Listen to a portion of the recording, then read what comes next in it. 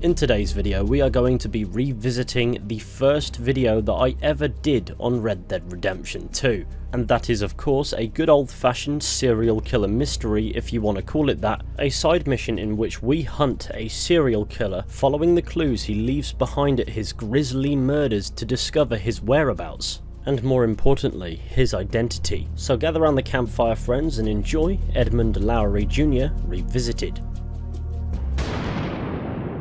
At the 3 points marked here on the world map, we can discover 3 separate but obviously linked murder scenes. At each site, the bodies are dismembered, and there are messages. Look on my works, do you see? And behold, the victims' heads are decapitated and left nearby, with paper in their mouths. God, poor bastard. Another one of these. Oh, Lord. God damn. Gotta be related. When combined, the pieces of paper in the victims' mouths reveal a map, and on the back it reads, "Can you find me?" Which leads us to an old basement just outside of Valentine, and no amount of mental preparation can truly ready you for the horrors laying within. Upon opening the cellar doors, the protagonist is met with a horrible smell, and it doesn't take much exploration inside to start seeing some petrifying sights. Mutilated body parts, shackles, blood, bloody utensils, and various cut-out newspaper articles documenting missing persons and murders, some of which, whilst hard on the eyes, can actually be read. Found a dead man. While Anthony and Patrick Wine of Strawberry were fishing in the Cumberland Falls area along the Central Union Railroad, on Friday afternoon they found the body of a man lying near the creek. He wore blue clothes and mittens, making it evident that the body had lain where it was found since winter. It was much decomposed. They saw that the head had been crushed in and one arm removed, and then leaving the body undisturbed, hastened to Valentine. 2 men with a wagon were sent out for the body, accompanied by a coroner's jury. Nothing was found on the body, no indication who the dead man was. The police are at work on the case. Foul play suspected. Big Valley, August 20th. The body of Herman H. Lang, a farmer who lived near Flatneck Station, was found floating in the river near Cumberland Falls. A yard of copper wire held the legs together. 2 heavy stones weighted the corpse down. Lang left his home a week ago Wednesday, and the body had the appearance of having been in the water at least a week. He had over $100 in his possession when he left his farm, and no money was found on the body. The police believe the motive of the murder was a robbery. A spiritualist whom Lang had been in the habit of consulting has been arrested. The remains of an unknown man found in the woods north of Manzanita Post. Coroner Madison was notified by telephone this afternoon from Blackwater that the body of a man has been found in the woods about 10 miles north of Manzanita Post by residents of the village nearby. The body was badly decomposed and little more than the skeleton remains, and nothing was found by which the body could be identified. However, it was supposed to be that of a man who was settled on some land in that vicinity last July, and has not been seen since that time. Searching parties look for Mrs. Gilbert.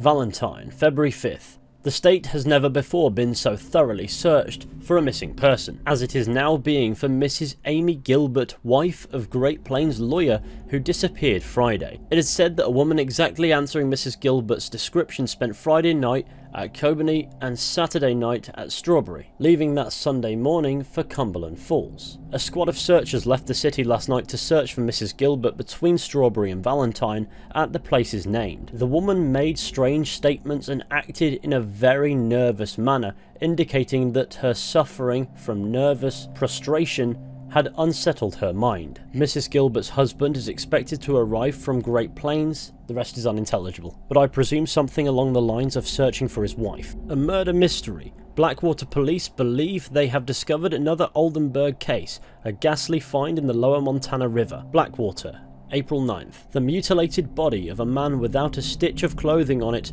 was found in the lower Montana River Tuesday. Half of the head was missing, and the left leg was cut off at the knee, and both arms were gone, having been cut off close to the shoulder.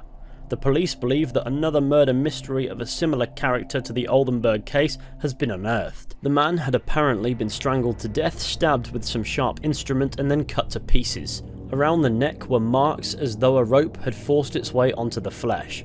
On the portion of the left leg remaining on the body were 3 sharp cuts. There were bruises on the back also. The killer clearly takes a lot of pride in keeping memories of his killings, by keeping newspaper clippings documenting the mysteries he leaves behind. And there's a lot of these, so he's been a busy boy. Strawberry, September 23rd. Strawberry's murder mystery deepens and is the talk of the town. Leonard Atkins, a barber, was found dead in Hawkseye Creek Saturday. The dead man's left leg had been dismembered and could not be found. And I think you get the point. He even keeps the body parts of his victims down here in his cellar. On a dimly lit desk we can also find 2 written letters. Letter to the editor. Dear Mr. Editor, I must say that I am alarmed by the paucity of coverage your August journal has dedicated to the recent killings in the region. The perpetrator of these crimes is clearly a man of great intelligence, power, and no small amount of cunning. He presents a clear and present danger to all readers of your publication, and most probably to the writers of it as well. I would suggest you begin to treat him and his creations with the reverence that they deserve. God help us all. Yours, a concerned citizen. This indicates that our killer is somewhat delusional, and maybe does not realise that this letter from a concerned citizen would obviously be identified as a communication from the killer himself. We can also find a letter from the killer's mother. It reads, My dear Edmund, what has gotten into you of late? Our dinners together, which were once such a pleasure to me, have become a terrible strain. You appear at times tired, distracted, febrile, and agitated, and sometimes all of those things at once.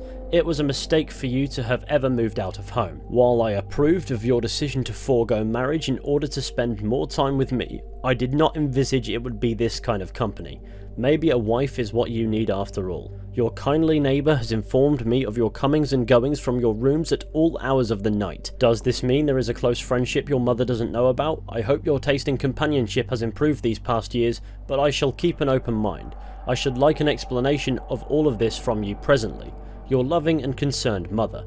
P.S. I hope you're eating and sleeping and taking the laudanum Dr. Finkles gave you. That should improve your nerves somewhat. It would appear as if the killer has a close relationship with his mother, or at least that's the way his mother perceives it, and the killer is also clearly known to be somewhat mentally disturbed, though I doubt anybody could anticipate the extent of it. We can also find a bed, which means he stays down here with his victims, and we also have a missing persons poster for Eliza Bloom, who is presumably another one of Edmund's victims. In the back room of the cellar we can find a camera, so he photographs his victims, and we can also inspect a knife, which is where we receive a nasty surprise.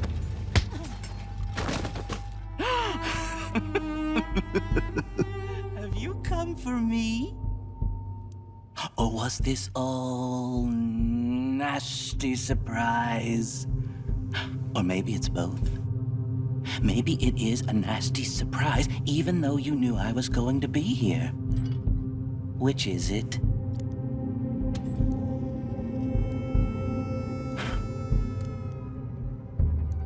You should think about that. Save yourself thinking about what's about to happen. Now, I'm not going to lie. It's not going to be nice and fun. I mean, it'll be fun for me, but it won't be nice for you. At least, no one's found it nice so far. Maybe you'll be the first.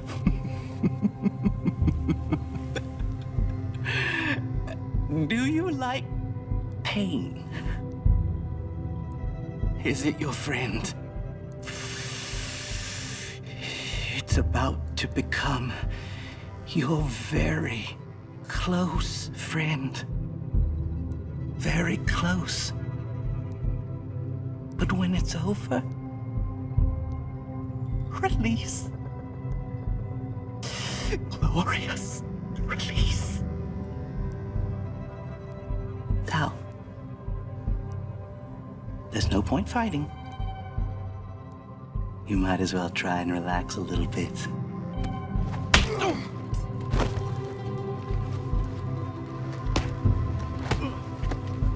I guess that's that. With our killer caught, now it's time to tie him up and take him to the sheriff. Fella been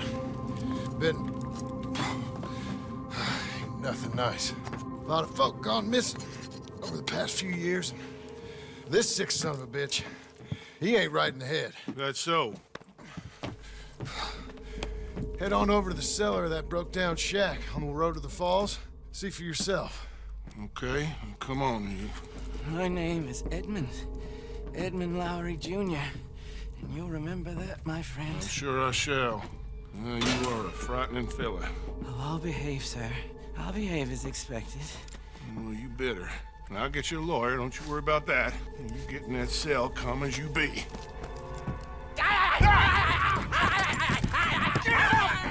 Get him off me!